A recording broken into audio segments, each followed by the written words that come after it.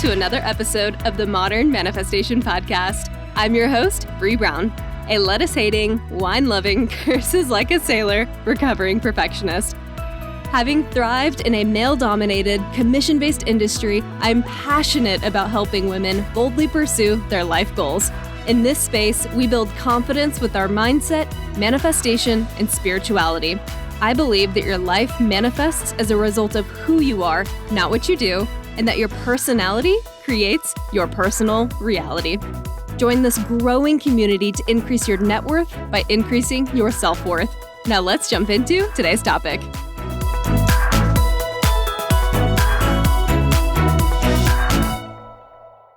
Hello, my beautiful souls, and welcome back to the Modern Manifestation Podcast.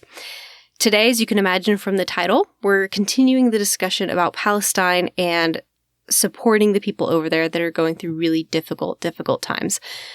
And the reason I wanted to come on and talk about this again is because it's just really hard to go through your day-to-day routine knowing that innocent civilians are dying every single day. And few people are speaking out and trying to stop the attacks. It's just really hard to keep going through this without feeling numb. And I wanted to address it for that reason. And also because every once in a while, I'll go back through and I'll listen through old episodes of mine.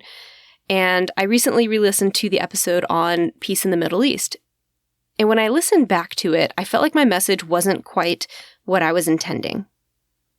It sounded a lot like all lives matter, which is the defense to Black Lives Matter, right? You're trying to take away from the people that really need your attention, that are actively experiencing violence. So I wanted to come back on today to keep bringing attention to what's going on over there and talk about what we can do to try to help. Even though it's easy to feel helpless, but there are things we can do. And that first thing is just keep talking about the need for a ceasefire, an immediate ceasefire. I am outraged over how many lives have been taken. Almost 29,000, y'all. It'll probably be 30 by the time this episode comes out. And I'm outraged that people are being gunned down while trying to get food. I'm outraged that mothers are pulling their babies out of rubble. I'm outraged that my government continues to use taxpayer dollars to fund violence. When does it stop? How much death is enough? Of course, we want both the Jewish community and the Palestinians to experience safety and peace. And the beautiful thing about humanity is that we can hold love and compassion for two opposing groups of people at the same time. And that's really what I was trying to communicate in my last episode. So while holding space for both groups and grieving with both groups, it's also important that we voice our concerns about the ongoing attack on the Palestinians. And I'm asking you to do the same. A call to your local governments to stop funding war, stop funding weaponry. A call for peace. This has to stop. It cannot keep going on this way. So choose your humanity above all else.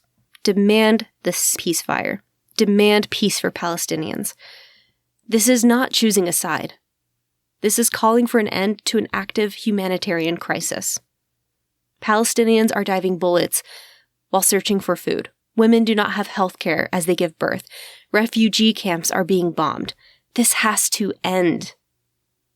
Choosing humanity means demanding that this violence ends now, not tomorrow, not the next day, not next week, not when more children are being pulled out of the rubble.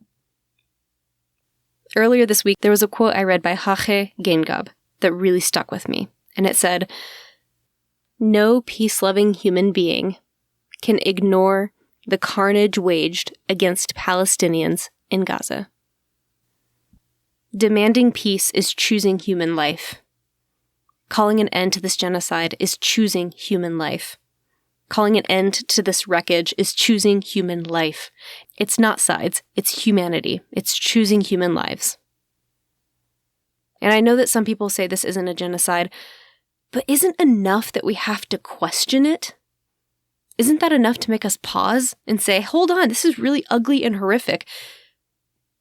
It needs to stop. The fact that we even have to question whether or not it's a genocide, and the fact that people are even getting into the nitty-gritty about like what determines whether or not something is a genocide, like that is absolutely asinine to me.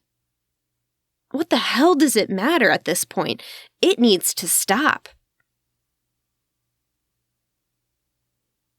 And if you're more interested in trying to debate whether or not this is a genocide than you are trying to stop the violence, that should tell you everything you need to know. That's the problem with society right now. People are getting clinical about this when people are dying. It's really fucking hard to just sit with that. A call for peace in Palestine does not take away the peace and love we desire for the Jewish community also. It's both. Peace for both, peace for hostages, and peace for the people who are being targeted in Palestine. The beautiful thing about humanity is that we get to love both. And calling for an end to this crisis is not saying that the Jewish community isn't important and invaluable, because of course they are. They are also deeply loved. And calling for peace in Palestine does not mean that we're brushing over the very real threats and hate crimes the Jewish community continues to face. That's awful. Hate crimes are deplorable. We can hold space for both issues. And just like with the Black Lives Matter movement, there's a group of people right now suffering and experiencing violence on a day-to-day basis. There's an ongoing crisis, and they need us right now. The Palestinians need us right now to show up with our voices. 29,000 people have died in Palestine since October. And the people who are still alive need us. These human lives need us.